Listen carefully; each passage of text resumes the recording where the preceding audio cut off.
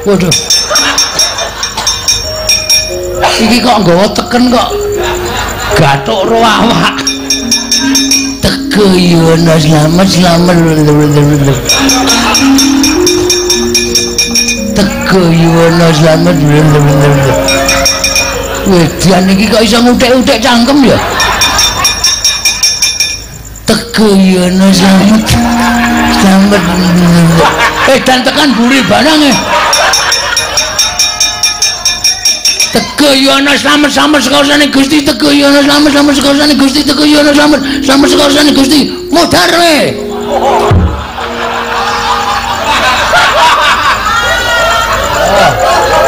Kram ora kowe. Mate kowe. Wis, kram kowe.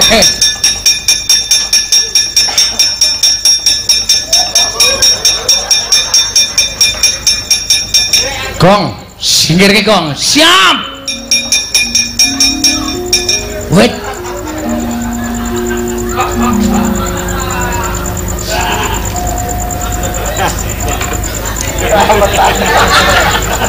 Teguyono selamat saka kersane iki. Nuwun Darawati. Terus karepe pripun? Karepe guru pripun? Aku napa pangandikane Wang Pikulon Bathara Guru? Dina samengko Kyai Semar utawa Kakang Semar Badranaya ki nen murungake nggone bangun kayangan. Nek kula ken murungke kula ora iso. Kula ora gelem murungke bangun kayangan.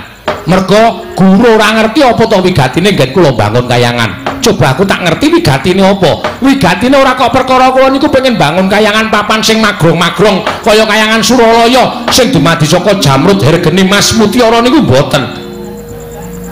Kayangan niku papan sing becik, kayangan niku papan sing apik. Wonten kayangan menika mboten wonten rasa memungsuhan, ora ana rasa regejegan. Anane mung ayem tentrem, macinamatan daya dinayan. Uripe yen abot padha dipikul, yen enteng padha dicangking. Niku wong urip enten kayangan mriku. Mula kula kepengin bangun kayangan. Ngamarta niku embane kaya kayangan.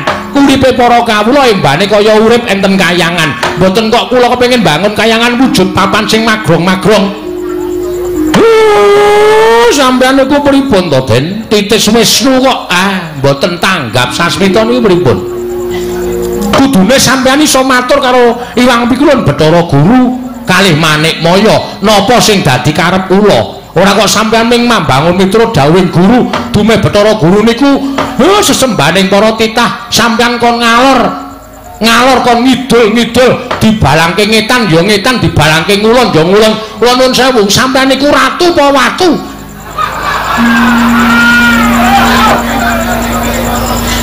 Watu. Gong.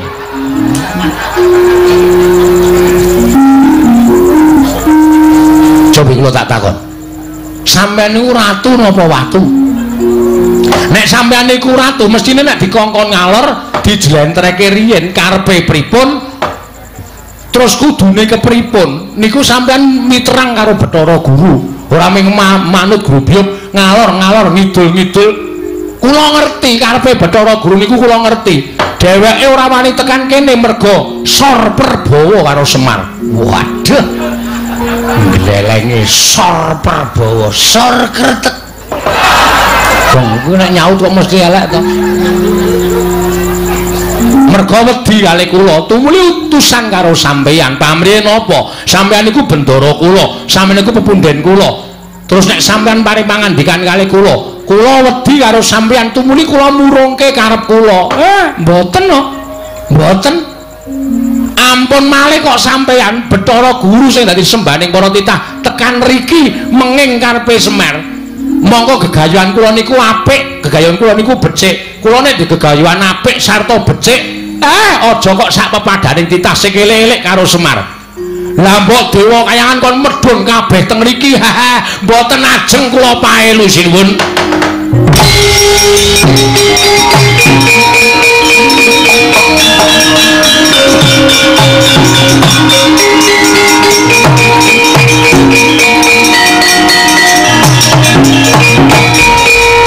Pesane niku Bathara wayah pura jagat. Dadi ngono to karepaning Semar Badranaya. Yen ngono wis ora ana tandha tresnamu karo Nata Ndarawati. Yen ngono wis ora ana tandha ngabekti ning Semar Badrana kawang Nata Ndarawati. Aku kuwi sesembahmu. Aku pepundhenmu Semar.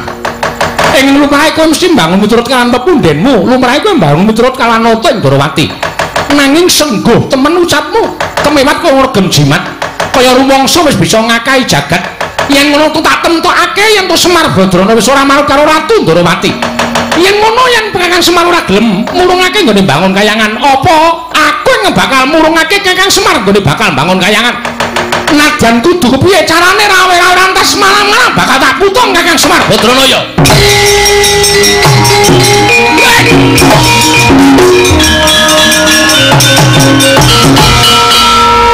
Apa Gong arep jengklet kesangkut. Kok ndadak kesangkut. Kurang trampil aprei 5 dina. Ayo. Keprigel aku sudah iki. Waduh. Arep ngopo kowe maju? Arep mangsuli Sinuwun Ndarawati. Bagong iki perkara. Iki ya perkaraku kowe bapak kowe. Kowe wong tuaku Pak. Rumangsane nyepelekke karo Semar. Semar ki bangun kayangan ora mung pisan iki. Semar ki bangun kayangan wis bola-bali. Biyen jaman Semar isih ngrekoso. Ha ta Pak? Panen dele. Bali panen dele tukoke cagak siji, nggo panggo bangun masjid kono, masjid kene, masjid kene. Sapa sing ora kepocangan Budira Semar? Ha ta Mir? Mbok Pak ngono, Mir wae. Ya. Aku mung arep bangun kayangane kok ana pepalange. Rumangsaku kok dumeh dikongkon Bathara Guru kok arepe terus menangan dhewe. Bagong kowe arep ngopo? Lho, arep nesu. Nesu karo sapa? Lho, karo kowe. Kowe gelem ora tak nesoni? Aku ora ana perkara karo kowe ning karo bapakmu. Sinuwun. Amun kaya ngoten. Sampeyan kok terus ajeng menggak karepane bapak lembangun kayangan. Bapak niki duwe niat apik lho. Wong duwe niat apik kok dibebeda, wong duwe niat apik kok diganggu. Arepe pripun kula nyuwun prisa nyuwun pangapunten apa ya? Ora kaya omong ora jelas kok. Kula nyuwun prisa karo sampean. Karepmu piye? Sir sampean pripun? Bapakmu kudu leren nggone bangun kayangan. Ora iso, wiwite urung kok leren. Ya Mario. Tenang Mar, tak bantu Mar. Wong aku karo bapak sayang, bahwa aku tresna karo bapak. Nganti aku dadi letkol kaya ngene iki nek ora saka bapak ora bakal iso kelakon. Letkol apa? Letkol Sukino. Ayo. Aduh ngono nek ngetokke bandi jenenge Sukini terus ora apa-apa. Rumangsane padake ora. Sapa sing ngagro-agro bapak? Aku sing ora trima. Aku sing ora trima pokoke. Nek Sinuwun Ndarawati ajeng kepareng bebeda karepe bapak nek kudune lho, kudune sampeyan niku kudune niku bijaksana. Kudune sampeyan niku ngenggoni rasa rumangsa. Sampeyan karo bapak niku ngomong para Pandhawa. Nek Semar duwe gegayuhan, kudune Nata Ndarawati niku nyengkuyung, ora kok malah bebeda. Tor niki lak dienggo kabecikane negara Ngamarta. Ora dienggo kabecikane bapak dhewe. Niki ora gegayuhane pribadine bapak. Neng bapak golekke anu dibantu reng golek anu. Kuwi kata-kata yo ora apal. Kabagyaning wong liya, kabagyaning wong liya. Sing bapak dhewe wani ajar-ajar ya, Pak. Demi masyarakat Karang Kadempel lan negara Ngamarta. Lah kok sampeyan sing rumangsa dadi pujanggane para Pandhawa kok malah menggak karepe bapak mung perkara sampean manut karo Bathara Guru. Aku ngerti silsilahe. Kresna iki sapa? Kresna iki sing Sang Hyang Bathara Wisnu. Wisnu iki sapa? Wisnu anake Bathara Guru. Mula anak kudu manut karo bapak. Nek aku salah. Ora sak teruse wong tuwa ki bener. Hah? Hei. Ja omong kok meneng wae ta iki? Nek bapakne akon bab sing ora apik, anak ki ngelekke, ngono lho. Dielekke, Pak, ngene iki ora apik. Ngene iki apike ngene, ngono. Ora kok mung sendika, Pak. anak bangun miturut dawuh bapakne lek aku ngleh colongke telo mangkat aku salah kok ngono kok Semar bangun kayangan kok dumeh dikon karo bapakne Bathara Guru kok Wisnu Semar dipenggal aja bangun kayangan mergo ngembari marang kayangan Suralaya bapak ki ora arep gawe papan sing magrong ki ora ning bangun moral jiwa pri kemanusiaaning para masyarakat Ngamarta. Pri kemanusiaan iki apa, Gong? Hah? Pri kemanusiaan iki apa? Ya ming manungsa ketemu peri. Oh iso omong ra iso ngandhake kok. Moral PMP. Waduh. PMP iki pendidikan moral Pancasila. Kuwi wis ra ana nang atine masyarakat, mula arep ditukulke meneh karo bapak. Aku kowe kok nyarusiku. Nek kowe arep mepalangi karepe bapak, ora masalah. Ratu Ndarawati, ora masalah. Lho, kowe malah ora basa karo aku. Tak basanono wong sampean pakartine elek kok. Aku wegah basane wong elek. Yen ngono kowe wani karo Kresna. Lho. Aja kok sampean. Dewa mudhun wae aku ora wedi. Gong, nek omongan cangkeme sing apik. Nek ana dewa medhun tenan. Kok sing apik lambene truk. Aku tenan ora. Ora aku dadak nyebut ora. Ya wis udu dewa. Lho. Omong kok mulak-malik. Yen pokoke wis memarang aku, tetep aku ora trima. Tantrimane Bagong sapa wae sing arep meparangi karepe bapak kena watane iso nglangkai kuandane gareng. Weh. Aku ngapa? Rasanane ora. Aku arep mati Truk. Ora wong Bagong iki ngapusi kok ora. Lah enggak ono kuandane Bagong legane atiku.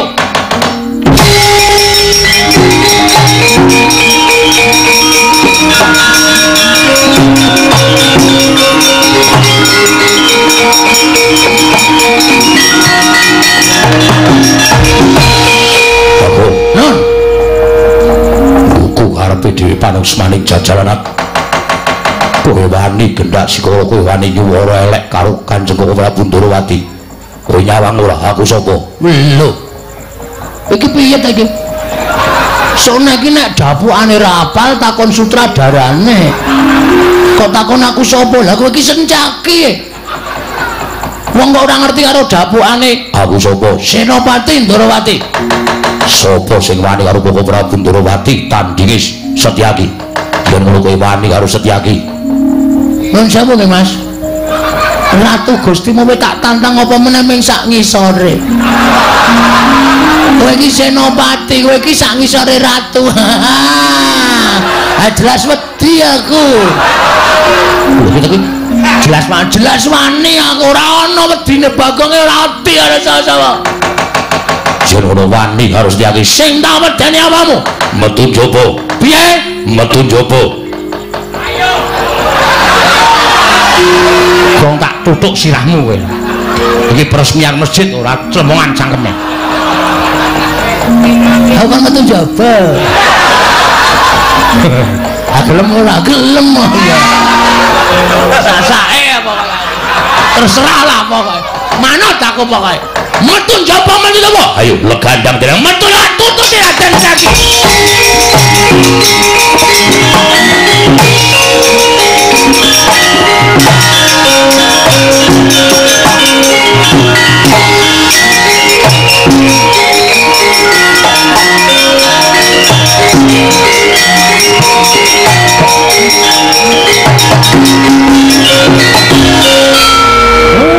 Bagong ora pisan ora pindho gawe perkara. Aku gah nek kon ngewangi perang musuh Ndara Sencaki. Aku gah Gong nek kon ngewangi perang musuh Ndara Sencaki gawe wong ampuh. Ora usah do melu-melu. Tak lakonane dhewe. Kowe kalah. Sing ngomong sapa Pak Giri Lusi jalma tan kena kinira. Cacing kae kala mangsa iso tekan pucuk gunung mula aja sok ngembe karo wong, aja sok ngilani karo wong. Aja tok sawang blegere ming wujud Bagong kaya ngene. Sawangan, Pak. Aku ning alun-alun. Alun-alun ngendi arang kadempel kok alun-alun? Lapangan bal-balan. Aku gelut karo Sencaki kalah trima suduk salira. Nek pancen wani kowe nututono Sencaki. Sik. Lho. Kok kowe sik piye? Awak dhewe jane ndek jagon. Lho. Sapa jagone? Ki do ngopo ya ning mburi iki? Ngandel ora. Iki mbakoku. Malah go uduk-uduk tak. Dudu aku Bagong Yayi Antasena. Wah, ora iso, aku nglinting kok sak jempol-jempol. Boros. Ana apa? Mana mriko, tindak mriko. Wah, wis. Malah wis ganti training barang arep gelut e. Lho, arep gelut karo sapa? Riki tengok riki tak kandhani. Satria-satria jare mau sore Kakang Semar tak bantu lahir batin. Yen ana apa-apane kekuatan aku bantu kekuatan. Omong apa kowe? Bareng kene geger kok malah do udut-udutan. Mbakku larang e. Mbakku le njaluk kowe. Weh ngawur. Le tuku, le nyolong. Wah. Nyolong kok pamerke. Nyolong karo kaca? Iya. Wah, iso metu kebule irunge. Sajake enak tenan udute.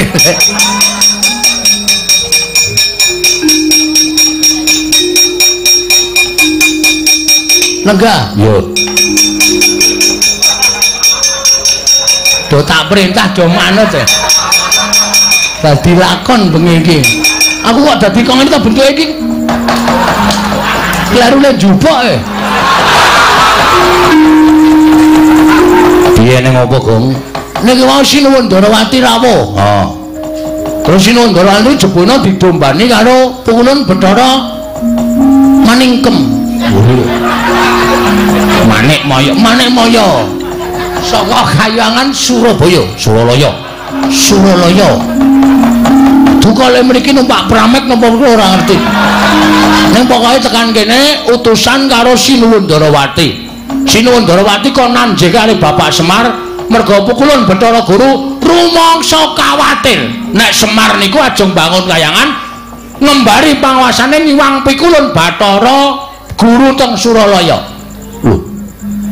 Lha apa kakene Semar ora mblabari utawa ora matur marang Siwa Darawati nggone bangun Kahyangan iki ora bangun wujud papan sing magrong-magrong. Empun.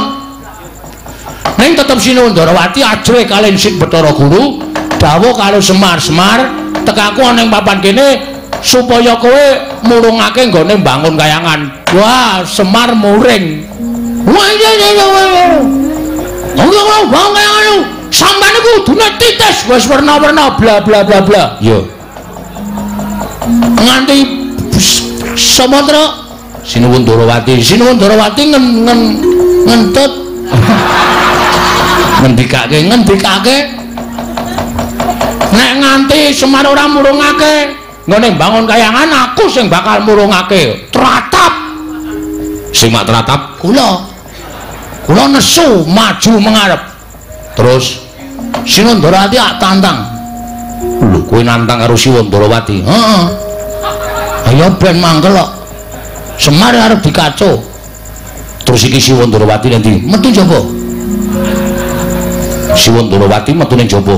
Karo sapa kancane? Raden Janaka. Karo meneh Raden Setyaki. Sing ora trima Setyakine maju mengarep malang krek brengose obah kabeh. Aku ya ora wedi brengose ya tak obahke. Endi ora dibrengos kok. Wah tutuk jase. Obah nang dundun ngono. Brengos kok dundun. Brengose ya tak obahke kula ya nesu. Terus dadi tantangan. Ndara Setyaki bakal nek wani karo aku metu njaba. Oke, apa tak turuti karemu. Belajar metu njaba kabeh. Dados kowe nyeluk aku. Sampeyan muni piye? Sing endi? Sing kowe mau nek aku mbantu karo Semar, mbantu kekuatan. Ha iki pacobane Sinuwun Ndarawati, Ndara Janaka karo Ndara Setyaki. Saiki ngene.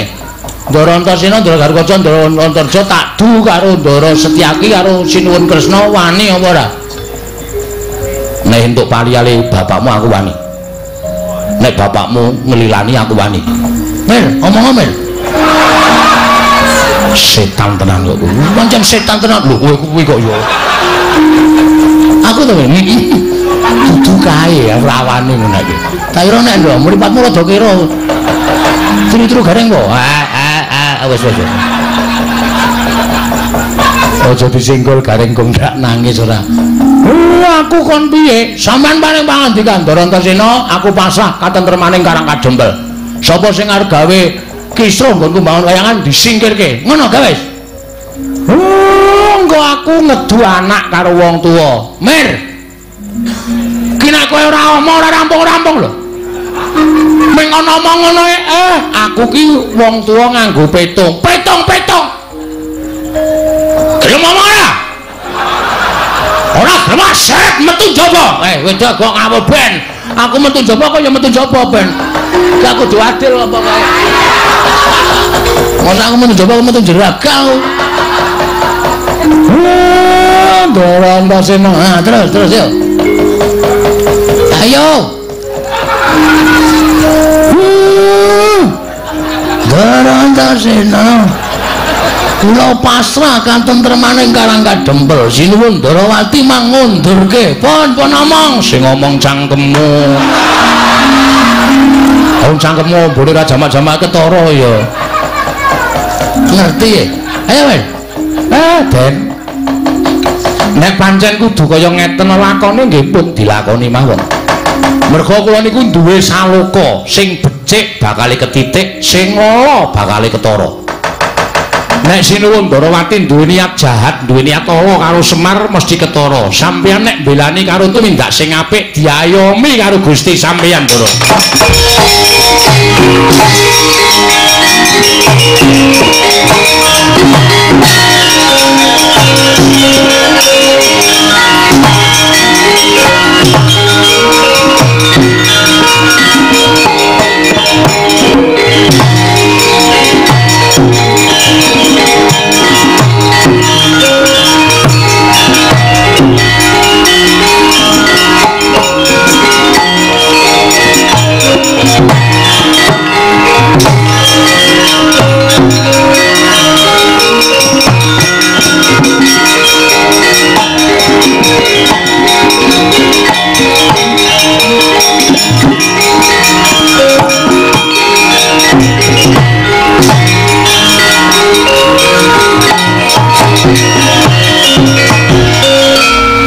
Ngapa kowe kaget?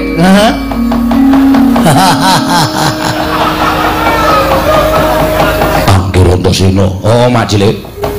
Anggir Garwaca. Ih, Paman. Anggir Antarja. Ih, kula Paman. Kok sami lenggah wonten ing mriki? Lho, rombong aku kowe. Rombong aku, dadi kowe iki mau asline mung tak pancing. Aku asline wani karo kowe iki jane asline wedi. Ning kowe tak pancing kowe bungahe ngantil karo Bagong. Saiki lho wadya balaku.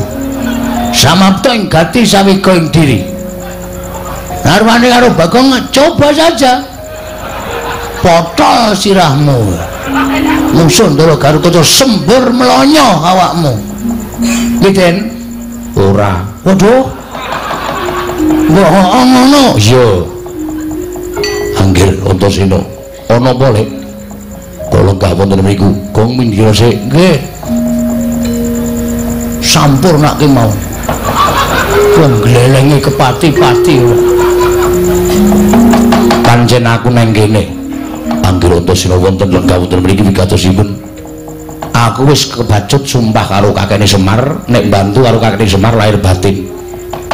Monggo kakene Semar paring dawuh karo aku ora perlu dibantu babakan Prabaya Brana Picis ning dibantu babakan kekuatan. Yen ana pacoban ingkang bakal tumama kakene Semar nggone bangun kayangan, aku sing tinanggenah supaya nyingkirke pacoban mau. Mongko Bagong matur karo aku nek Siwa Ndarawati dibantu Majelis Setyaki bakal jugarake Kakang Semar nggone bakal bangun kayangan. Bener apa ora? Ya ngaku. Ngaku barang sing nakoni Antasena kok blendas-blendus kowe. Mau sing nakoni aku nglelengi Raja Bagong pecah silamu dadekke loro. Wonge papat kok mung dadekke loro. Nek ora oman piye? Ih, pancen jatosipun ngaten nggih. Lek gandeng aku wis sago karo kakekne Semar, mongko aku ki jiwaning satriya. Nek nglencati apa sing dadi sumpahku, aku bakal nampa hukum saka sing gawe jagat. Mula nek Lek Setyaki, Paman Setyaki arep gawe rusak Karang Kadempel, luwih-luwih jugarake kakekne Semar nggone bangun kayangan. Mungsuhe dudu sapa-sapa, ning aku, Kakang Garukaca, Kakang Antarja. Digawe rame ya gelem, dirembuk sing apik-apik ya gelem. Udar.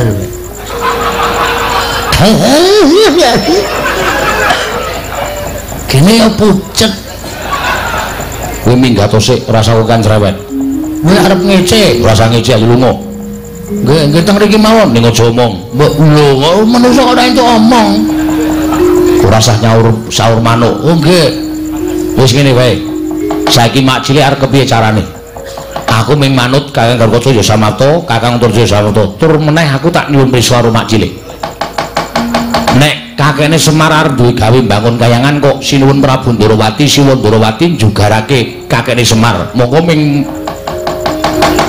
nampa dawuh pangendikaning Wang Pikulun Bathara Guru. Sejatine kakekne Semar iki ora bakal mengembari marang panguwasaning Pikulun Bathara Guru ora. Ning bangun kayangane kakekne Semar kuwi bangun para kawula sak negara Kamarta supaya uripe mbane kaya ning kayangan Suralaya tentrem, ayem, rukun, ora padha bentak sirah, ora padha kejegan. Rukun ayem tentrem linambaran manembah marang panguwasaning Gusti kang karya jagat anut kapercayane dhewe-dhewe iki karepe kakekne Semar. Supaya uripe kawula sak negara Kamarta iki padha macinamatan daya dinayan. Ora ana rasa mungsuhan siji lan sijine. Kabeh padha sayuk rukun tembayatan manunggal siji ngangkat raja negara Amarta supaya mujudake negara ingkang kuncara hanjayeng bawana. Coba aturku kaya mengkono mau pikiran. Salah apa bener? Nek Wang Pikulun Bathara Guru kok parem jugarake kakekne Semar nggone bangun kayangan miturut Majelis Setyaki bener apa salah? Monggo niate kakekne Semar ora bakal ngembari marang panguwasaning Wang Pikulun Jagat Girinata, ya Wang Pikulun Jatimurti. Antasena wis sago dadi betengi kakekne Semar.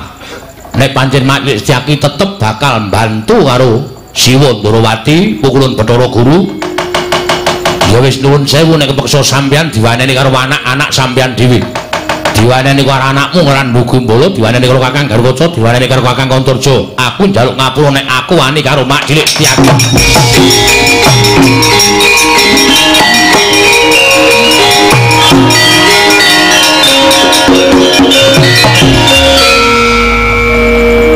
Kula nyuwun pangapunten bareng mboten nggih. Lho, njaluk ngapura perkara apa? Sareng kula manah-manah. Mboten slaminipun kula menika mbelani tiyang ingkang leres. Lire mak cilik ngendika kaya ngono, kula malah manah menapa dipun lampahi dening Kanjeng Prabu Ndarawati menika namung manut dhateng perintahipun Wang Pikulun Bathara Guru. Monggo nyatanipun sareng kula midhanget ngendikanipun Anggira Antasena menapa dipun lampahi dening Kyai Semar menika leres mboten nedya ngembari dhateng panguwasaning para dewa. Nah, syukur nek sampeyan eling tegese ning kene ora bakal ana peperangan sing gedhe. Tegese ora bakal ana peperangan antaraning mak cilik karo anak-anakmu Antarja, Antasena, Gatotkaca. Piye iki ngejak damai? Ya Bagong aku salah. Ya ora apa-apa, sune rasa gleleng ya. Dumeh wong seneng gelut, dumeh wong seneng perang kok. Ora iki mergane patemu. Kala mangsa kula kandhani nggih. Jalma menika tan kena kinira, girilusi kaya Bagong ngene iki. Arep wong kaya ngene ning akeh sing bantu, akeh sing ngewangi. Iki mau urung nek sampeyan tak laporke umpama aku ki dadi wong tumbak cucukan, aku matur Ndara Antasena.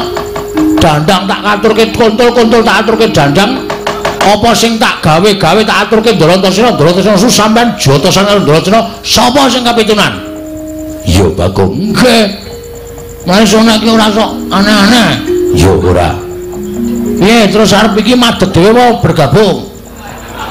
Aku manunggal karo kakekne Semar. Ah, iki mau ngene peraturane. Peraturan apa? Ana peraturan iki mlebu anggota bangun kayangan iki ora sak penake. Ana peraturane. Peraturane piye? Syarate iki mau Ndarantasena Ndarankaca ya maringi aku. Menehi apa? Lho, tiket bergabung. Apa iya? Aja sira-sira. Piro? Mana cahe kelase? Paling sithik 350. Yo aku dadi siji. Yo tak bayar kenceng. Nah, tetep saiki wis dadi ditulis sebagai anggota Limas Karangkadempel. Yo Bagong, boleh bergabung.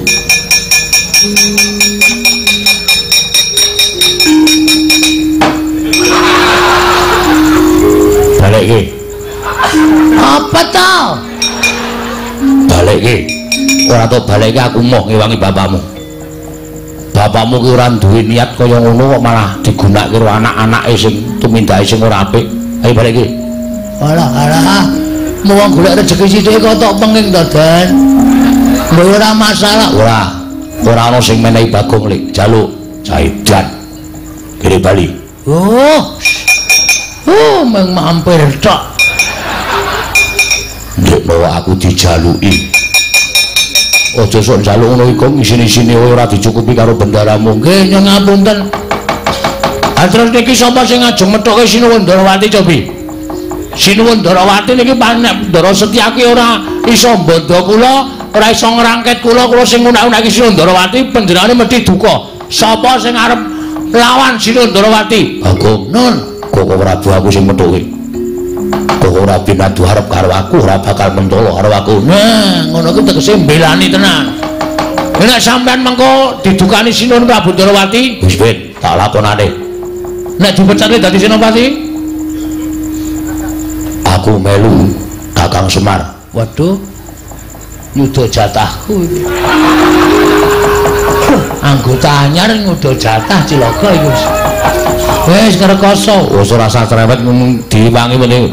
Tak pethuke kok ora Ndarawati ning kowe yo melu. Nggih, ngestoke dawuh. Ayo pethuke Bagong. Monggo.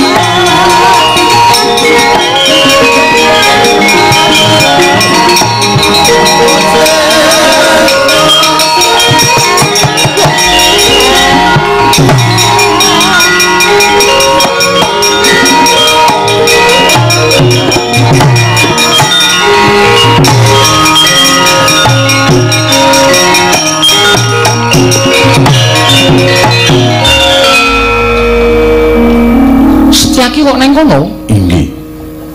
Lah kok dadi kowe malah nang mburine Bagong iku mau tak dawuhi suwe nyekel Bagong, lah kok malah kowe nang mburine Bagong?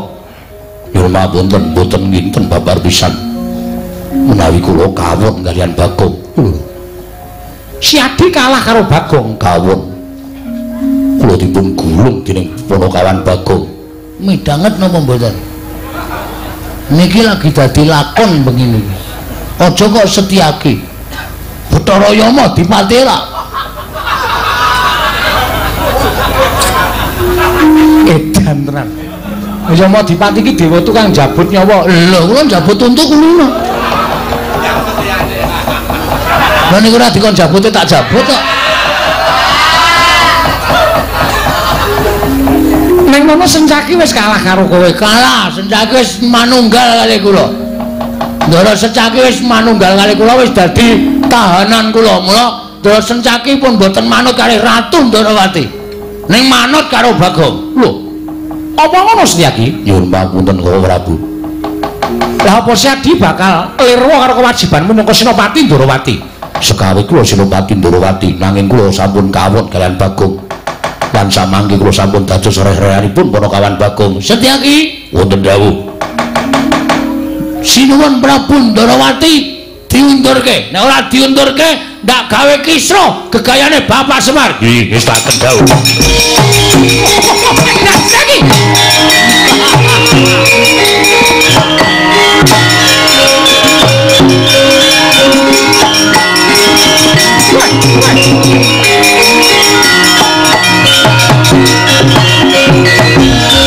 Kowe iki piye? Aku ki ratu Gustimu kok tak junjung sampe nae dhewe. Gundul. Lho, bali piye? Sampun ngantos ganggu kalian pun Kakang Semar. Setyaki, aku ratu Gustimu. Samangke kula sampun kawon kalian Bagong. Kula mboten badhe manut kalian sinten-sinten kejawi kalian Bagong. Jagat Dewa Bathara Setyaki. Wonten dawuh. Pun Kakang Ratu Mantra Prabu Baladewa Dawa Setyaki. Undurna Nyai Kresna. Mriki wis tak dawuh. Wilahe dantenan iki. Iki lakon apa lah kaya ngene iki? Mundur boten. Setyaki aja kaya bocah. Mundur boten, boten mundur. Paribaksa kula ingkang ngunduraken. Weh lah karepe.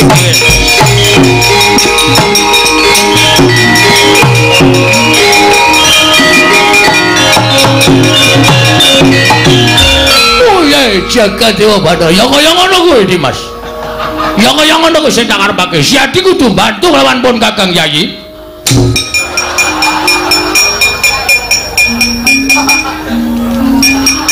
Dikecake ndasku. Mergane wis kresnane wis lunga aku isih acting. Wis cilaka. Wo la dantenan. Truk. Kowe iki ngapa e? Ora tok celuk kok. Apa? Wo bener kok. Bener piye? Sinuwun Ndarawati jebul pancen sing ngetutke Bathara Guru. Ketarane. Lah kae lho ketemu karo wong Pak Jawa nggawa stop man. Iki Umar Bakri, udu. Bathara Guru kok Umar Bakri. Bathara Guru ki dewa ning kayangan. Ah, tangane papat. Heeh. Ah, kae kalo. Kalo mburine ana kaya wewe. Endi? Wo, Betari Durga ngono, wah, iki mesti setan godol mayit barang do melu-melu arep jugarke bapak. Lapor karo ndara-ndara terus. Ya.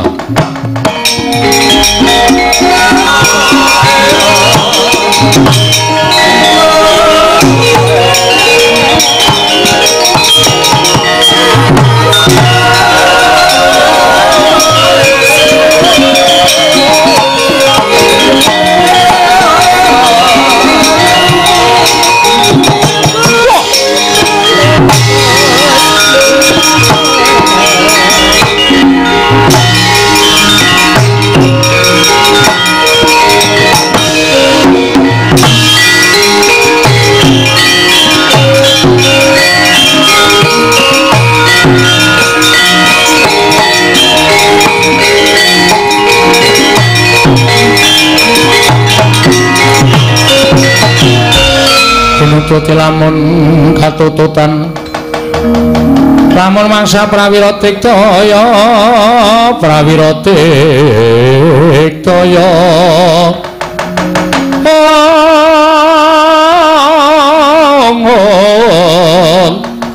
ora nggono magawe gelari rawang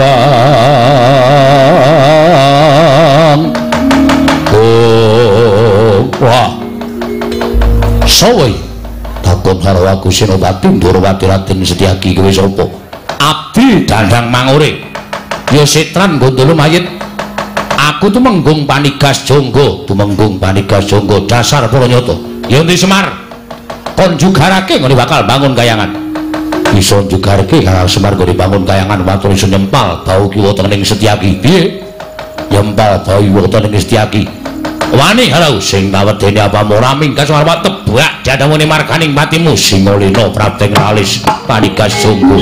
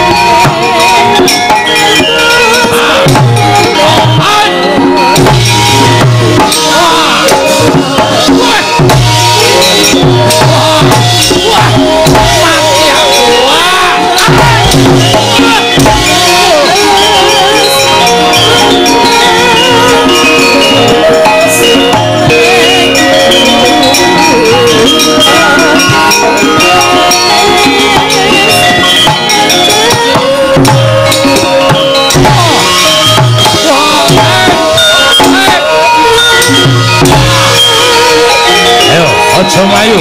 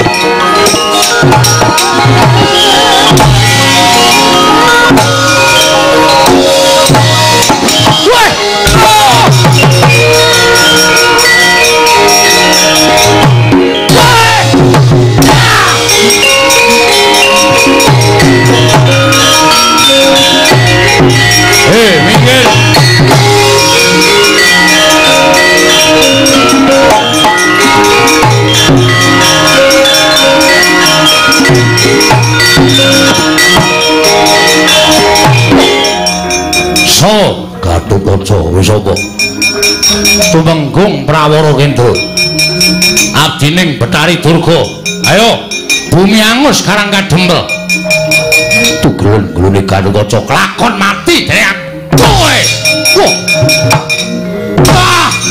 iya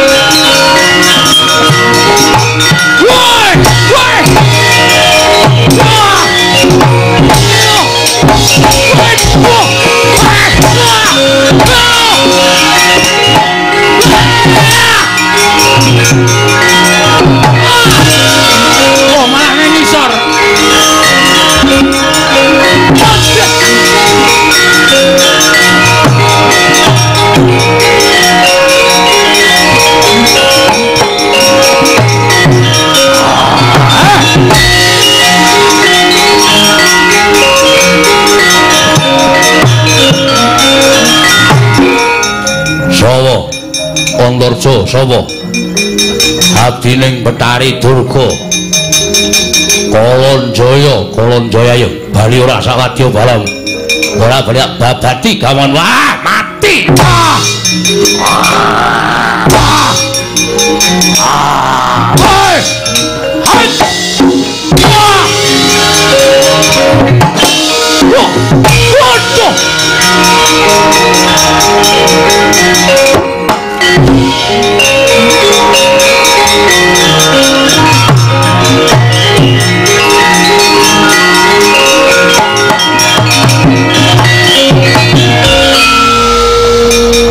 Komeng gelis kan tak candak tak bleseki ning lemah mudar tak pendem sisan abe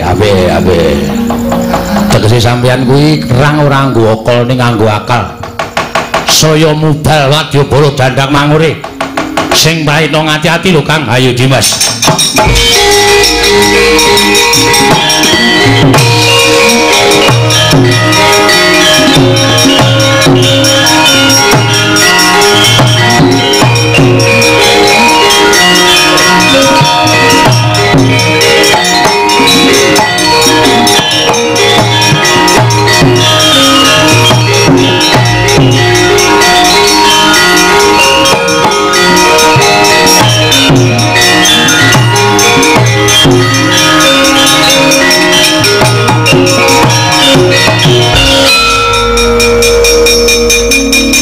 Panikas Jangga nggih Mbah piye mungsuh Semar menang apa kalah Semar mboten izin lho dipun bantu dening anak-anak Pandhawa kula pinanggih kalian Setyaki nggih jebul pinanggihipun nadyan kula menika sampun dados abdipun Betari Durga diwening panggoda pangrencana nang nyatanipun kula kawon kalian titah sawantah nami Setyaki kaya mungsuh Sencaki bejo kowe ora modar Sencaki ki wong gaweane gelut gek kowe iki lagi minyik-minyik prajurit durung tau perang ming lagi latihan tok kok wis perang. Ana minter ana. Nggih, Mbah. Wah, Edian. Tangane antepe ra jamak-jamak. Ning cilik ning kok antepe dilatih kok. Ana iki olahraga saben dina kowe ming madang wae. Sembuyane wong dandang mangure kok anggere ketemu kok ming madang. Ramadang. Semabut. Semboyan kaya ngono kok dipeng-pengke ora. Mati kula, Mbah. Sumbang suanu Prap. Sapa jenengmu? Nggih. Kula pun Prawara Kendra. Nah, piye mungsa-mu sapa? Kula boten tepung ning satriya Mambah Dirgantara. Mabur. Nggih. Dadane ngene murup. Nggih. Gatotkaca kowe. Gatotkaca. Nyamber ki wonengen. Kula dicandak rikane arep duncalke ning tangan kula nggondheli kampuhe Gatotkaca. Kula mbabit mengisor ning sidane duncalke. Sirahmu graya ana. Piye? Tesih. Alhamdulillah. Gatotkaca iki gaweane nugeli sirah. Bejo kowe perang karo Gatotkaca ora potol ndasmu iki wis bejo. Mundur ana. Nggih, wis tak kendhau. Kula semanggaken, Mbah. Wis ora ana sing mangga kuliah.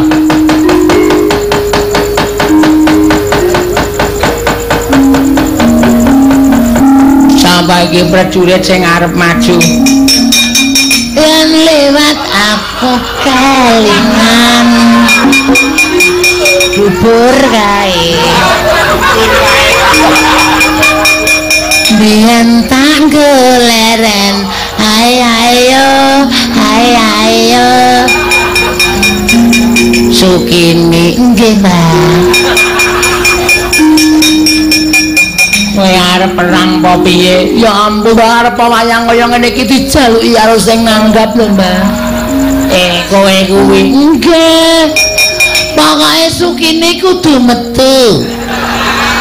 Nek ra metu piye carane supaya iso metu? Ngaten lho Mbak.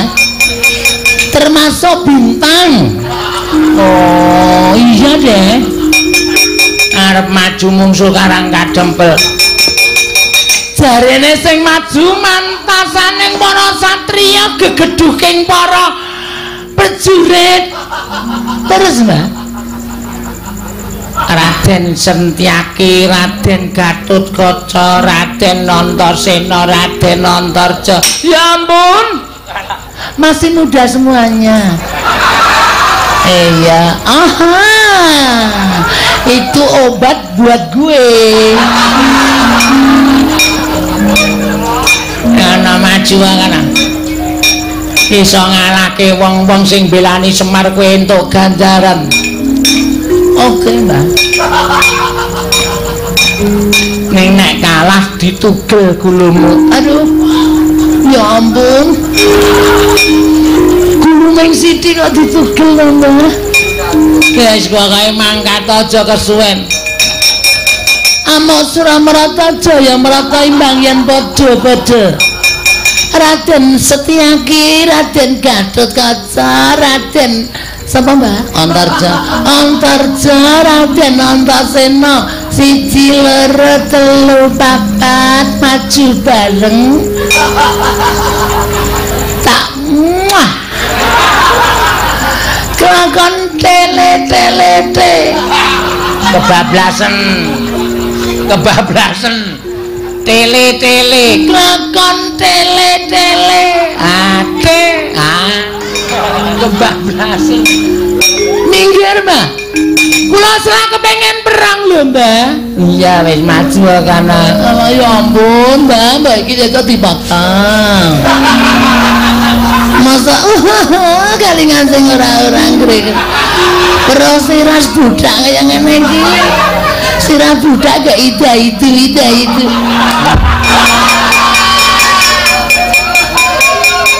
Menungsa tatanan Sentyaki Gatotkaca Antasena maju legane atiku iki Sukini.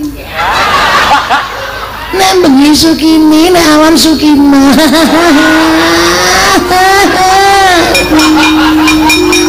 Jijik aku lho.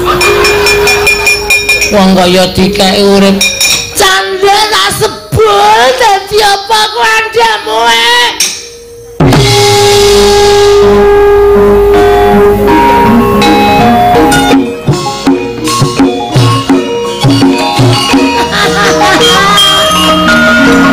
asik temane gamelane suarane apik sembule ya suarane apik Heli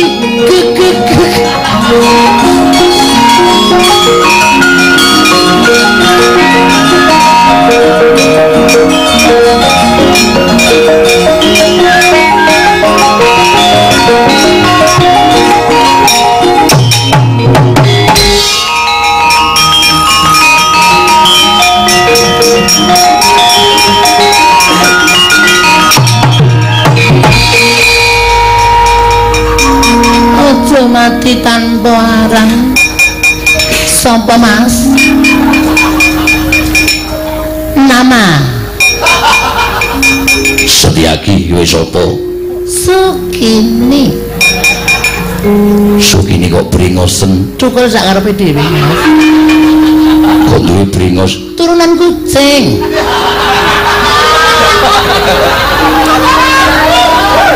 Kalian nomor dagelane Mbah Gito Gati. Kok bringosen turunan kucing. Arep ngopo mrene? Ngabras. Ngelabrak. Ngabrak. Maafin dong kan yo salah kata. Iya. Ayo, kaya apa aku sing kecet. Manut nang ngendi papane wong perang?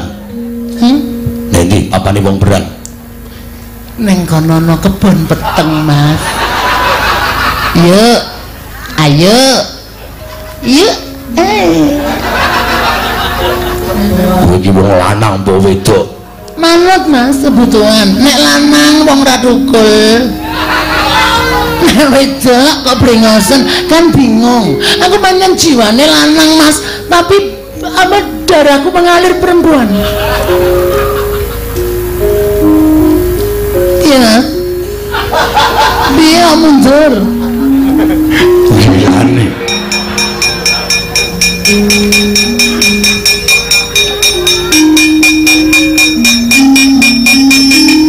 Kaya pesawat. Apa? Kaya pesawat. Maksud ngono medun. Sapa ganteng banget ya ampun brengose. Ya ampun iki lho sing diarani piyai ganteng. Brengosen ora medene tambalan baguse tambalan tibawan. Ya ampun. Sama Mas. Gatut kaca. Aja guyu. Oke aku nek guyu aku nek guyu aku ora seneng lho. Ilang moodku. Nek guyu ilang moodku. Aku ora mood meneh. Gatut kaca. Iya. Ya ampun gantenge ora jama-jama ya ampun. Raden lho.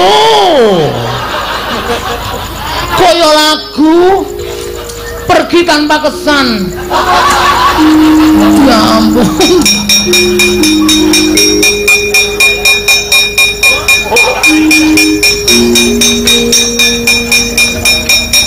Mung suwe kowe terus.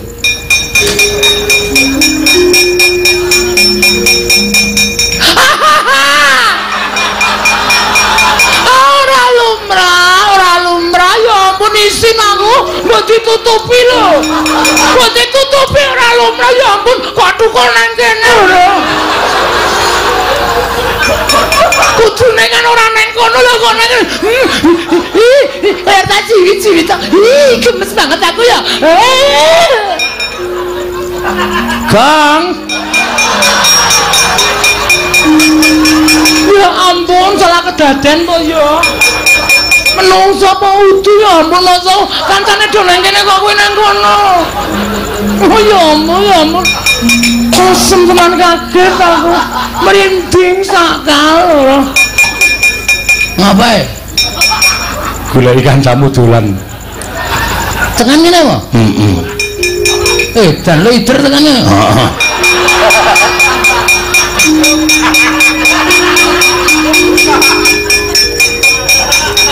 Amaku. Karaku gila iki, Gong.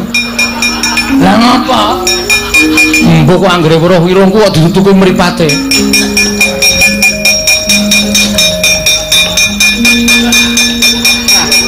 Iki anake sapa? Durung umur barang wis kelitian. Ajar ya, ajar ya. Arep ajar, kurang ajar kowe. Ora bali tak kandhake bapakmu kowe tenan tak kandhake bapak. Ayo bali bayi iki sore. Ya ampun, durung kiduk kupinge kok. Seneng ngene bali ora? Bali ora? Ya ampun, kowe iki bali ora? Ya, lho. Bocah wong tuwa.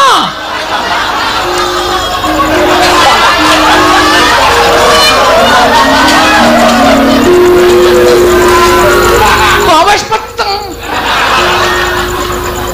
Apa reng? Aku darani cah cilik. Terus Bareng diplotroke dheke kaget. Bocah apa wong tuwa ngono? aku ya kebangetan opo itu. Ayo ben. Oh, dinggo hiasan kok.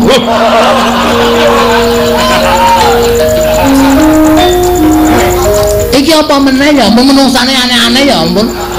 Iki apa meneh iki? Wong, Mbak. Ya ampun wong. Heeh. Kowe sapa? Anake Semar, jenenge Joko. Dapure kaya kompor. Ngono ae Joko ya ampun, ya ampun rasane jenenge sapa? Bagong. Bagong. Heeh. Oh, kowe tau kurang 10.000 karo aku ya. Ya genepi nang kono ya.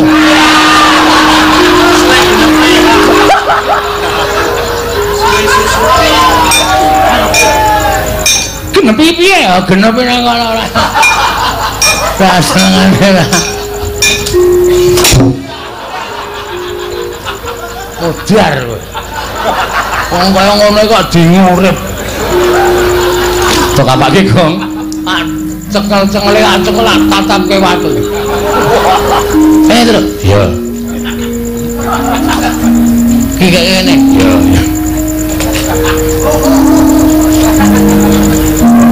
Pingsut. Iya. Menang aku. Kok kaya nggon story HP, cah cilik do besek-besekan rai. Modar iki wisane. Wong ngene kok Dingurip. Ha iya. wis ben ditemu karo kenditane. Ya ampun, ya ampun. Sugine.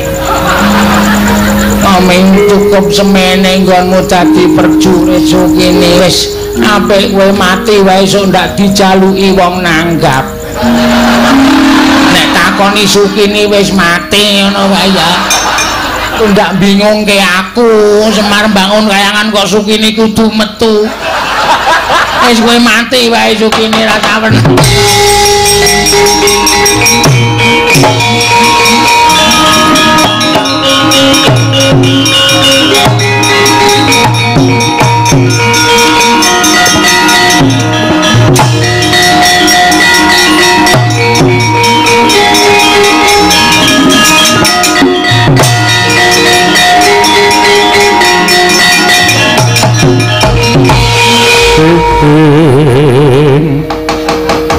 Pandhita kang kinarya wangsit pindha kumbang ngajaping tawang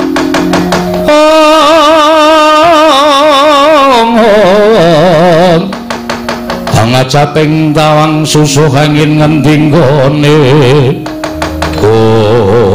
Durga wonten maring adawuh Kresna Janaka mbuya keduga gawe jugaring Semar nggone mbangun kayangan ingkang tan wurma bakal ngembari marang panguwasa ulun kawon meninggi lajeng marangipun nadyan wadya balamu bubar mawut tanpa isa kinungkuk wektu dina iki parenta marang para dubriksa para yaksa para berkasaan jim setan supaya kanthi laku alus aja kasat mripat gawe geger karang kadempel yen perlu putra-putra Pandhawa kae susupana jiwane supaya padha gejekan dhewe kanthi kaya mengkono karang kadempel bakal geger yen wis geger Semar ora bakal kelakon bangun kayangan Bathari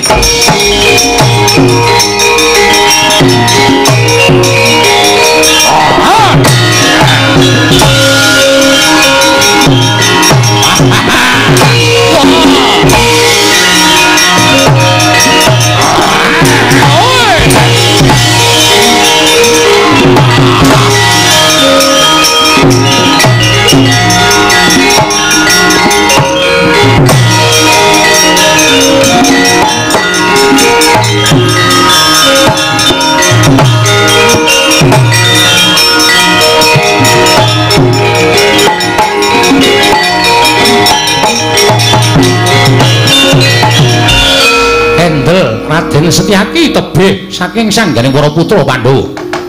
Nalika semanten angen-amenan penggalih satemah nglangut penyawanging Harya Setyaki nyumurupi wadyabala saking Dandang Mangure sami bubar. Datan saged kinungkup adrih kelawan kridaning sangya para putra Pandhawa.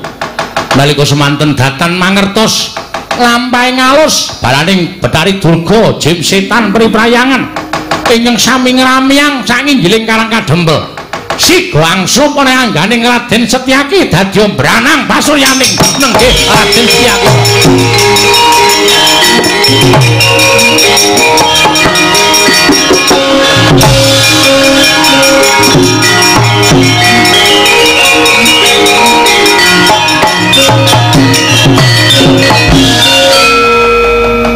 nalika semanten datan mubah datan musik duwe sinusupan jiwaning iblis wadya balaning sampan ya Bathari Durga nalika semanten saya suwe kate alabrit netraning Raden Setyaki ngero kaya yaksa balik nalika semanten siga nrajang wadyabala karang kadempel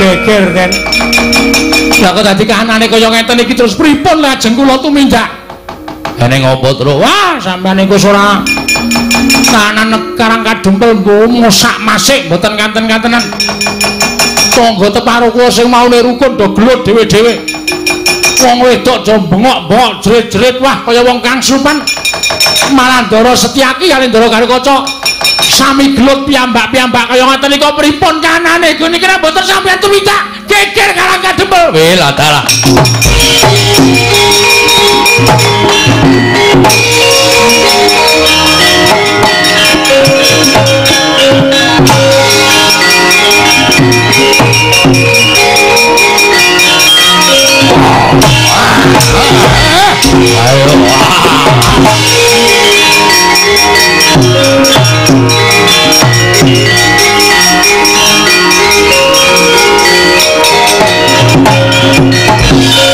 wis candak to kanthi cara kasat mripat balane Bathari Durga ora wani ngrajang awake dhewe nggih ning terus nganggo gunake cara alus nyebar wadyabala jim setan priprayangan berkasaan do ngangslupi jiwaning kawula sakarang kadempel Malah Mak Cilik Setyaki karo Kakang Garukaca ribut kae ora kok saka karepe dhewe. Lah terus karepe sapa? Ora saka karepe dhewe karepe sinten? Mergo kae uga kesusupan jiwane iblis. Mula sing prayitna ngati-ati, syaraté ming siji. Nggih.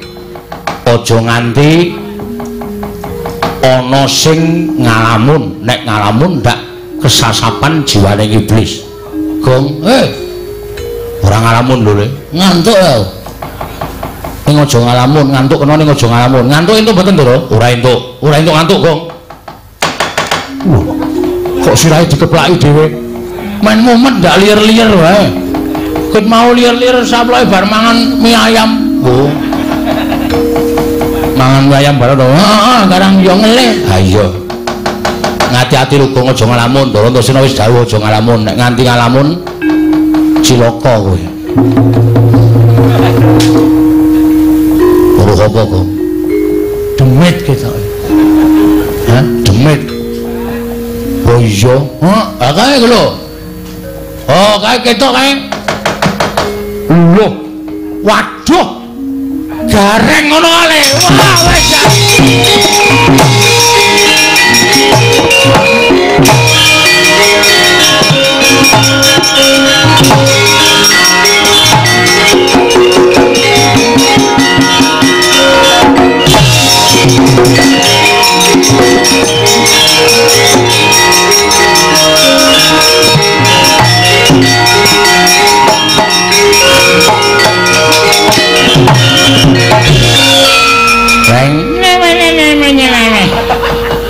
Tenang ora.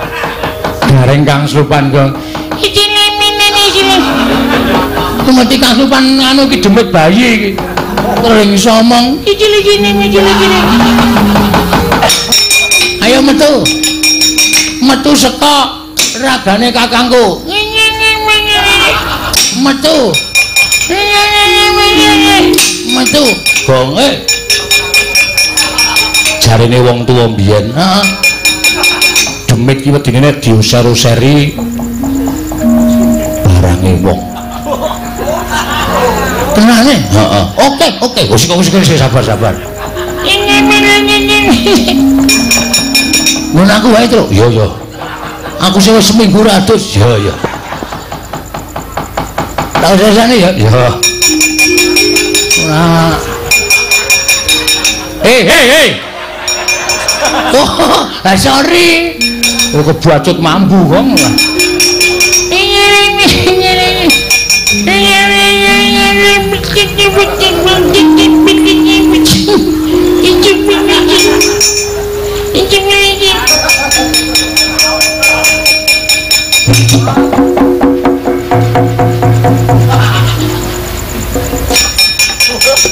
Bisa merem itu terus. Oke.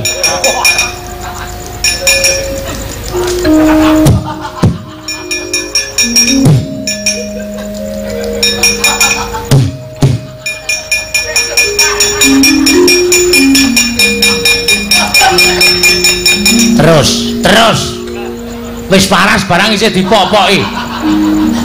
Edan ora. Wis akhire kene tak lapi kene kok dadi templek ning rai barang. Edan ora. Matur Bapak terus yo.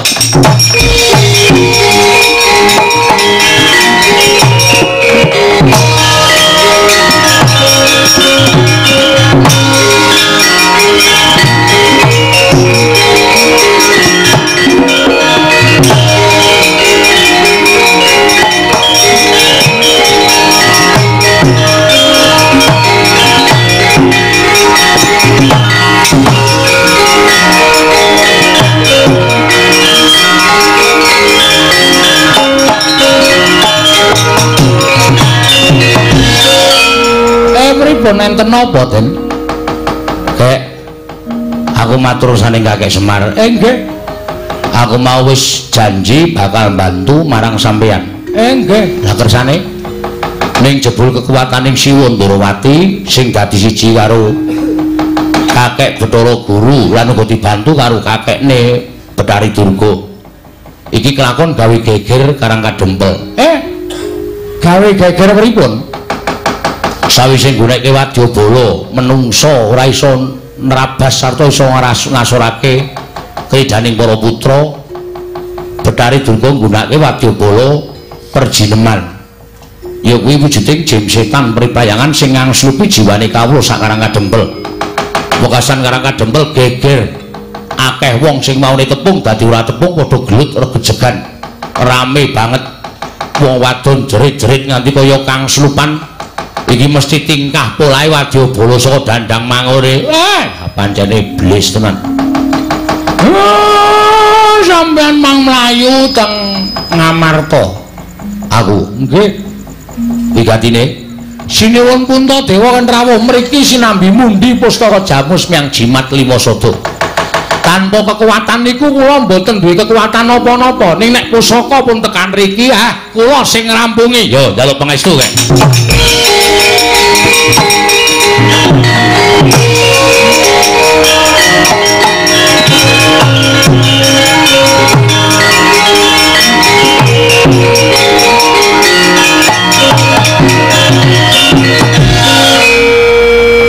Petro dalem Pak gareng karo Bagong tok jak njaga kiwa tengen ngarang kadempel aja nganti klebon jin setan mriprayangan. Oh nggih carane pendak pajupat pager sing mapan ana ing karang kadempel talelana janur. Oh nggih wis akan dawuh. Nek tok taleni janur ora bakal ana sing iso mlebu wis to manut karo bapakmu. Nggih, wis tok ki dawuh, Pak. Ngenteni rawuh Bendara Mundara Puntadewa mengko aku sing ngrampungi. Nggih, tok ki dawuh. Sing ati-ati aja lali lho, Tole. Mboten.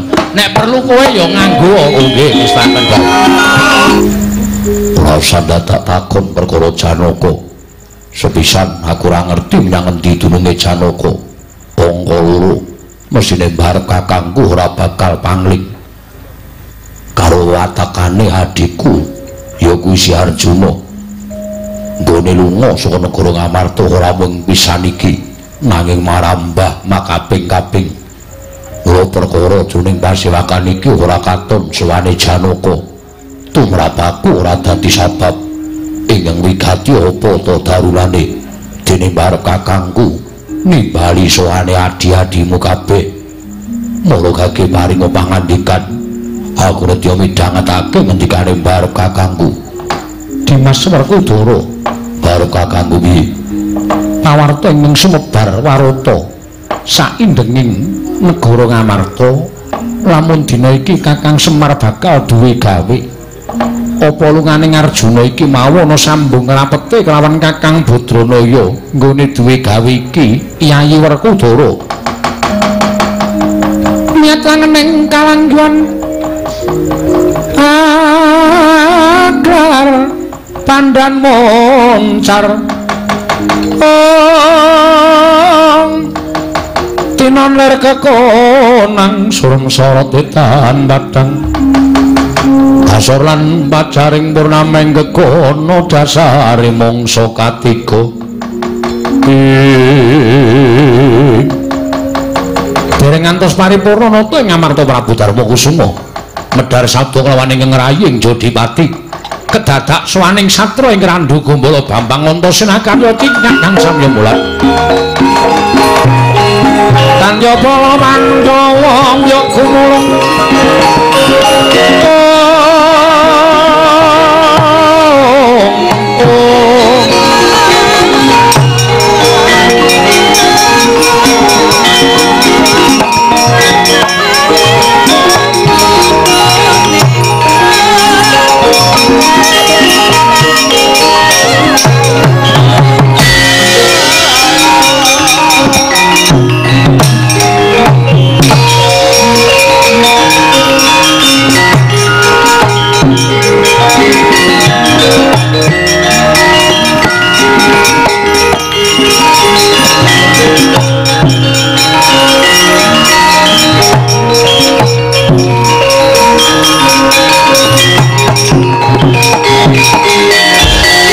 Mara mangosumya ngambrengen dadi karonaning gaswase Sang Bondo Astrat Mojo lengleng lalu mangulati Antasena gawe kaget wakmu Ngamarta sowan tanpa tinimbalan.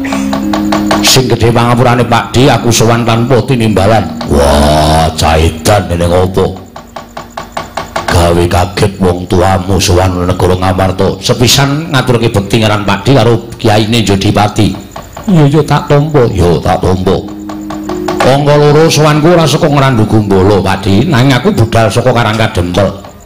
Midhanget pawarta yen to kakekne Semar bakal duwe gawe. Monggo bareng aku karo Kakang Garwaca Kakang Antarja sowan ning Karangkadempel, kakekne Semar prasaja. Yen to bakal mbangun kayangan, nanging dudu kok kayangan papan sing endah kaya dene kayangan dudu. Kakekne Semar mbangun kayangan ming kepengin bangun uripe para kawula sak negara Ngamarta kuwi mbane urip ana ing kayangan kebak katentreman lan kabagyan. Wis ora bakal tak jlentrehke wose gegayaning kakekne Semar mau luhur lan becik. Nanging dumadakan babak anglayoni jujulan usuli. Ora kanyono-nyono rawing Siwa Ndarawati didherekake Paman Madukara. Ingkang ora trima nggone kakekne Semar bakal bangun kayangan. Jebul tinemune Siwa Ndarawati didhawuhi dening Iwang Pikulun Bathara Guru supaya njugarake gegayaning kakekne Semar. Monggo sejatine kakekne Semar ora bakal garbi niat ngembari marang Kayiwangan yo mung kepengin bangun negara Ngamarta. Uripe para kawula mbane kaya urip ana ing Kayiwangan. Nganti geger Siwa Ndarawati sajake wis ora melu kalawan kabejaning kakekne Semar. Klebu Paman Janaka sajake kok malah bangun miturut karo dawuh pengendikaning Siwa Ndarawati. Paman Janaka ora melu karo kabejaning kakekne Semar nggone momong lawan Paman Janaka lan sak kulawargane.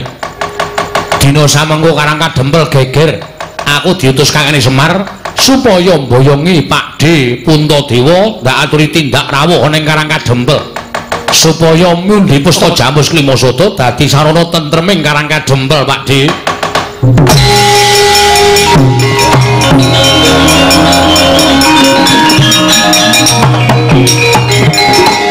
Jlamprong wong edan ora ngerti labuhane karo Semar karo Dipol nganti wani bakal jugarake karo Pani Semar Badranaya. Barep ana apa Yai? Rasa dadak kakean gunung sing tanpa guna. Ayo tak gendong budal ning Karangkadempel.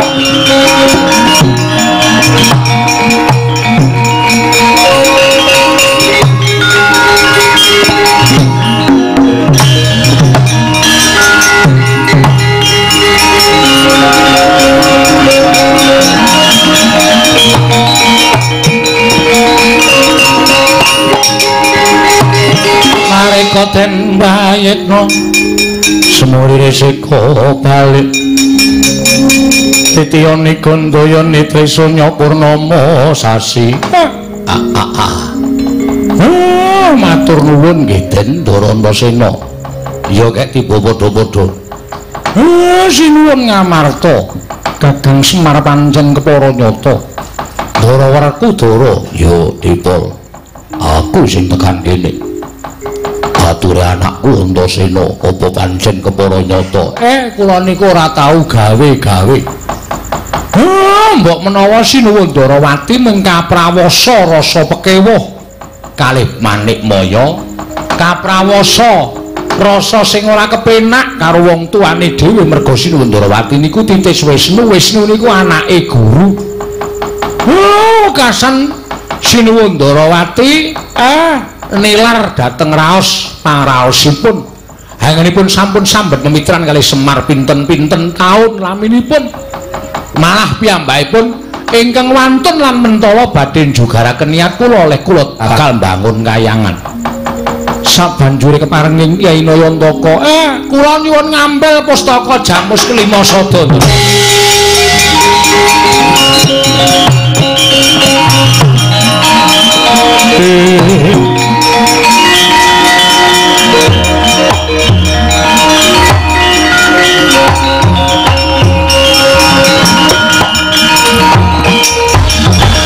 Marainosmo bang wangaruna kadinetrane nganggo rapo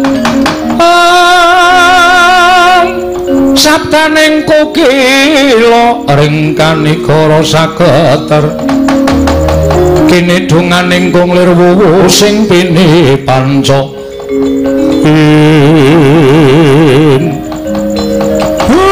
pusaka ni ajeng kula gawa mangsa Barama Kyai Semar Darantasena.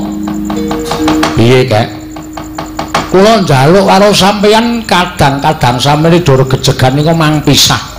Lah arep misah piye kae Kang Slupan balaning Betari Durga. Sampeyan mang nyikep Ndara Gatotkaca Petruk nyikep Ndara Setyaki. Awak ora penake, Mbak. Gelem ora? Ora gelem tak sepatani dadi tungkrung.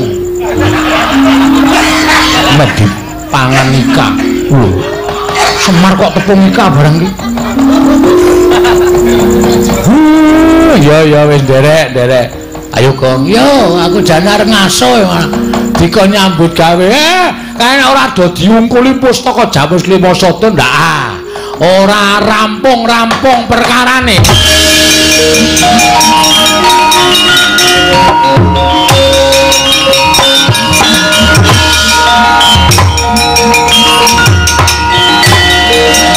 Yo Gong, yo.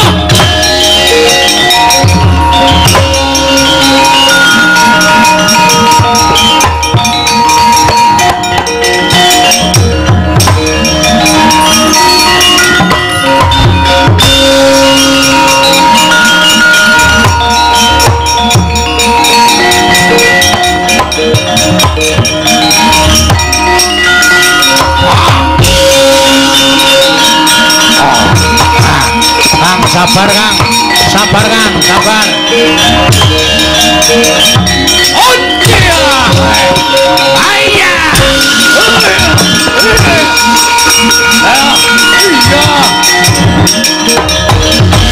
Gong, memangi Gong. Terus. Ya tanganane ndak ora rampung-rampung terus ngono. Waduh, wis guys, digajul iki caku kalah kok iki tak digarsu iki wae. Gong, matane Gong.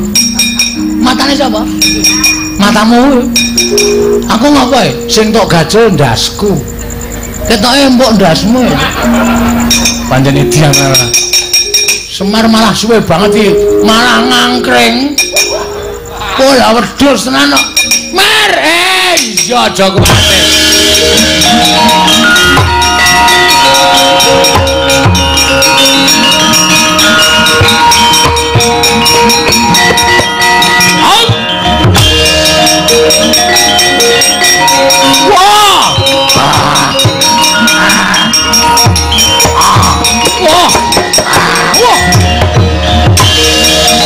Sabar, Dora.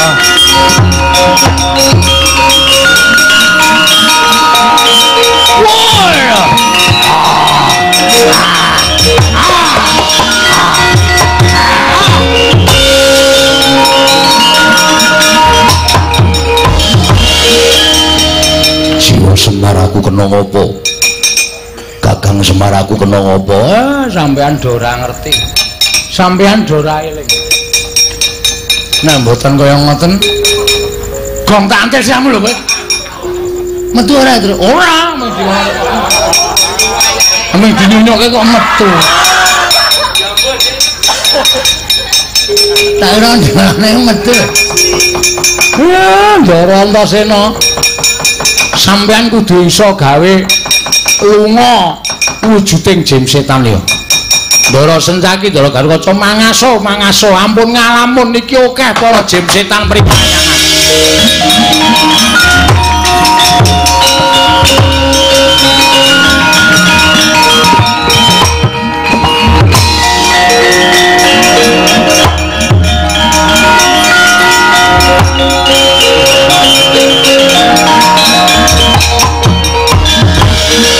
Kowe dadi kawula Karang Kadempel kok ora gelem nyambut gawe Bagong rene. Nggih. Jim setan pirang-pirang. Kawula Karang Kadempel tilik ana nek dokang slupan. Kowe kudu nganggo japa mantra sing tak paringi karo kowe. Japa mantrane apa, Pak? Japa mantrane aja dodol Pak, aku ora hafal. Ya ora. Teguh yuwana slamet saka kersaning Gusti. Anggeneng demit kowe muni ngono ora kobong awake. Oh nggih, nggih. Wis kuwi. Muni apa, Gong? Teguh ngopo? Teguh piye? Teguh yuwana slamet saka kersaning Gusti. Teguh yuwana slamet adine Teguh. Slamet saka kersaning Gusti. Golek setan. Yo. Teguh yono aku Petro. Kaya setane rupamu. Matamu. Akang ning ngono. Yo.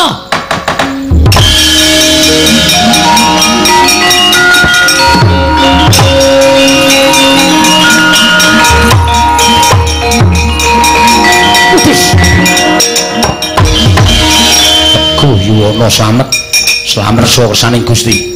Teguh yuwana slamet saka kersaning Gusti. Mudhar. Bapak iki pancen wong ampuh tenan. Ming kata-kata kaya ngono wae iso ngusir setan lho.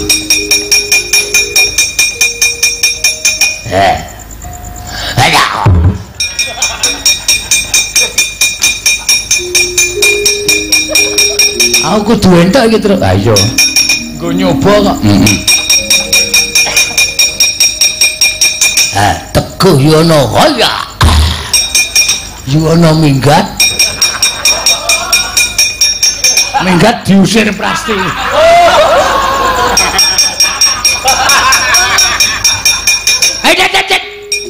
Teguh yuwana slamet saka kersaning Teguh.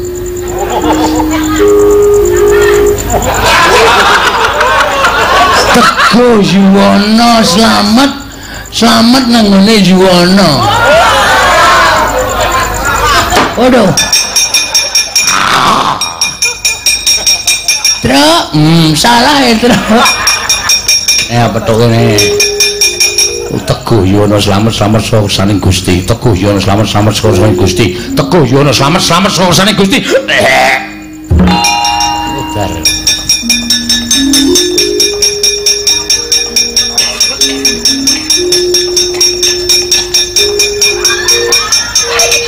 Waduh.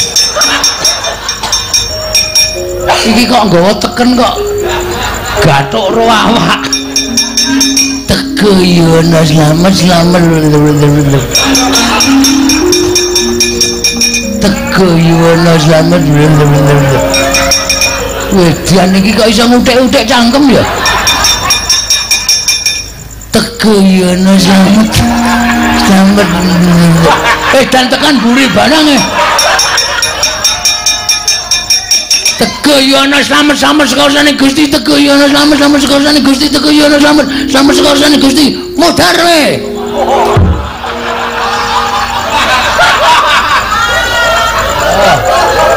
Kram ora kowe. Mate kowe. Wis, kram kowe.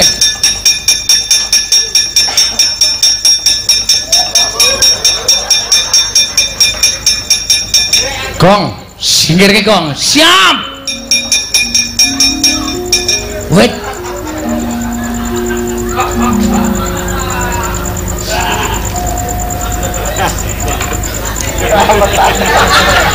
Teguh Yono Slamet saka kersane iki. Setan. Ngarepe dhewe malah Teguh Yono Slamet sosaning Gusti. Teguh Yono tatak tangguh-tanggon. Iman kudu kuat. Ora kena koreh rongeh mergo saka demit sing bakal tumindak ing ora prayoga. Teguh Yono Slamet saka kersane Gusti Teguh. Teguh kok neng kono kowe, Guh. Kowe wae gong, ora kuat. Sak pikirane do elek-elek ora. Teguh, arep mripate tutupi ora bakal. Teguh Yono Slamet saka kersane Gusti.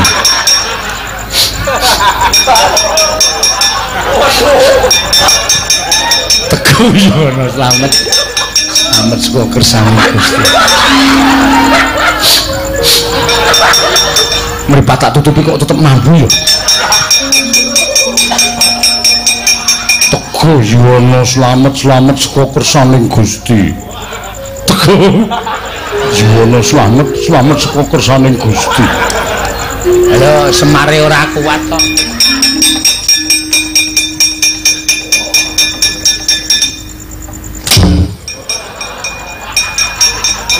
Yo ngene dadi dolanan.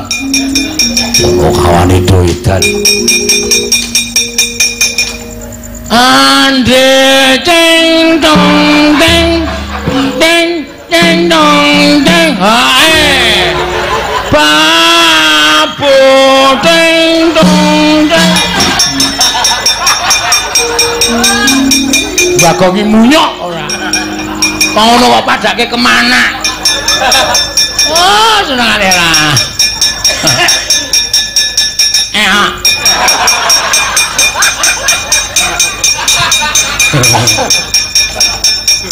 Ora doedan.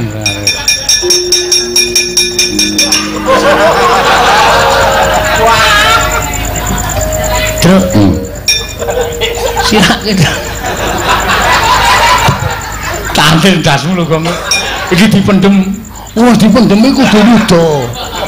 Nek nganggo sandangan ora ditampa sukmane. Apa? Coba dina. Coba.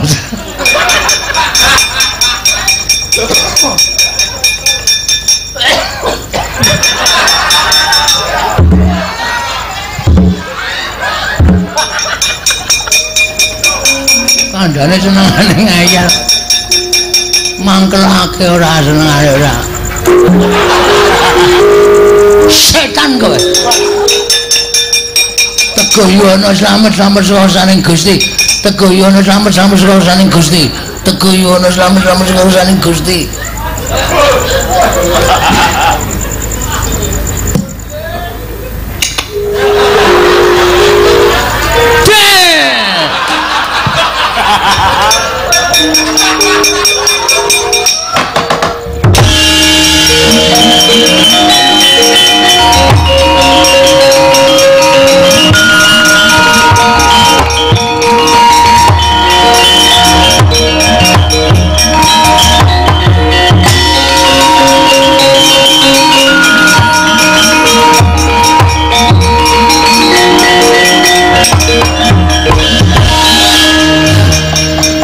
Wong kuwi aja sok kongkonan ning nek kurang kira-kira kurang marep matimu kuwi takokno karo sing kawogan.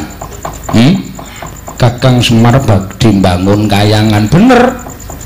Ning aku arep mbangun kayangan padha sing mbok lenggahi ning kayangan Suralaya kono ora. Aku ora sulap karo Kamukten. Aku ora sulap karo gebyaring bondo donya. Aku ora sulap karo derajat pangkat. Semar ki dadi pamomong. Nek ana rusake sing tak mong kuwi sing dicucuk Semar, mongko sing tak mong ki kawula sak negara Ngamarta. Lah nek aku kepengin mbalekake panembahe wong sak negara Ngamarta, mbalekake morale wong sak negara Ngamarta supaya urip tentrem ayem, embane urip ana ing kayangan nganggo tembung bangun kayangan ngono ki apa kleru? Oh, iki men perkara gedeng keburu sengit karo Semar kok. Anggrene perkara kok gawe bab sing gegeran. Anggere ana tembung sithik tok gawe perkara. Janjane piye to? Sirmu piye coba aku tak takon karo kowe, ha? Ayo, kowe bloko. Karepmu piye, Guru?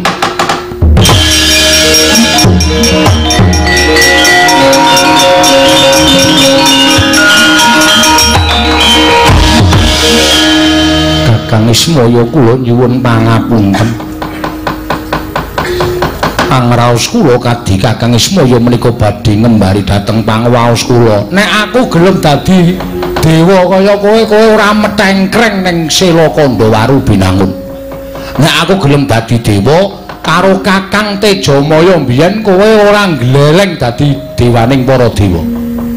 Inggih, kula nyuwun pangapunten bali. Inggih. Betari Durga jak bali. Inggih, ngestaken dawuh. Kowe iki jare wis pegatan kok isih runtang-runtung. Kowe iki jare wis pegatan kok tilik bayi barang isih wong loro. Sermu piye? Hah? Aku isih bareng karo ayah.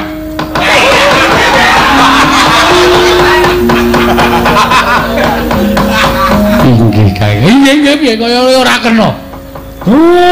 Sapenake dhewe. Kurang ajar kowe ya.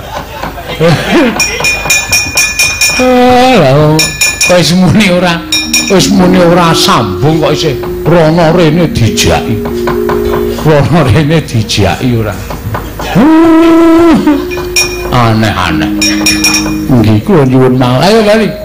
Bali inggih ngestaken dawuh. Ora bali titanono Betari Durga jak mulih ngestaken dawuh Kakang.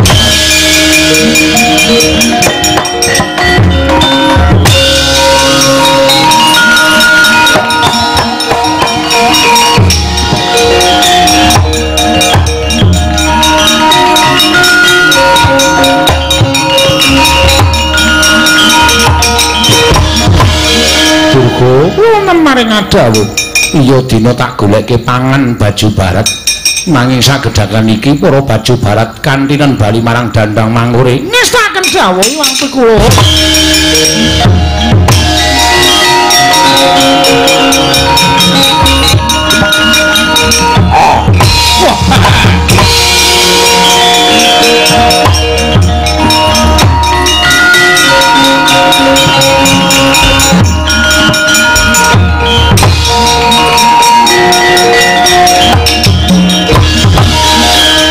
Wah, Satriya gagah.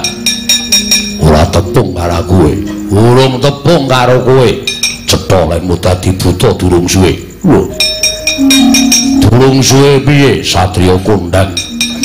Saka ing Jodipati nunggul pawenang kabeh menungsa padha ngerti Raden Werkudara.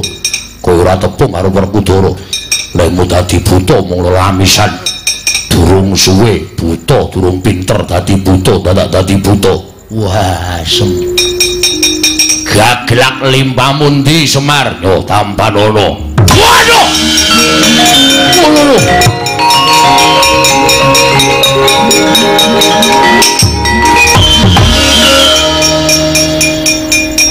Diantem won pupu tak tendang sambatmu ngarwara.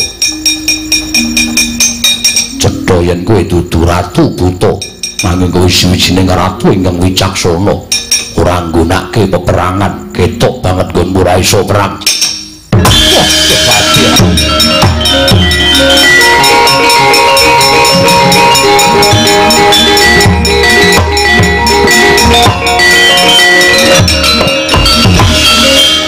Werkudara, iya. Pun Kakang ora usah nganggo pawadan sing aneh-aneh. Bathara Guru wis bali ning Kayangan. Wis ngakoni ngene Kakang Semar bakal mbangun Kayangan. Apa kira-kira Kresna kakangku isih bakal nyendikani dawuhing Bathara Guru sing wis nglenggono karo klumputane. Ngono to, Yayi? Iya. Pun Kakang tak ketemu karo Kakang Semar aku tak nyuwun pangapura. Wah, syukur Kresna kakangku.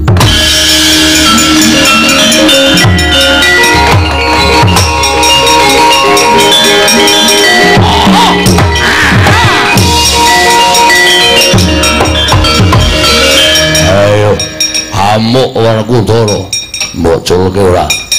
Amuk Werkudara bocolke ora. Amuk Werkudara wah macan ngeyel.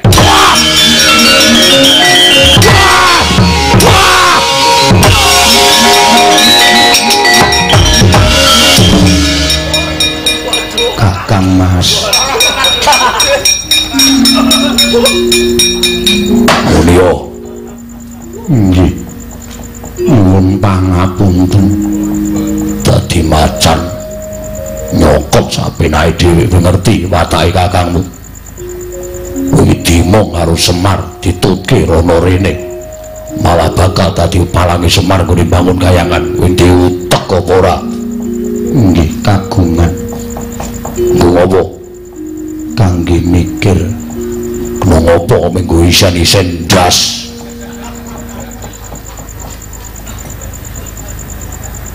Aku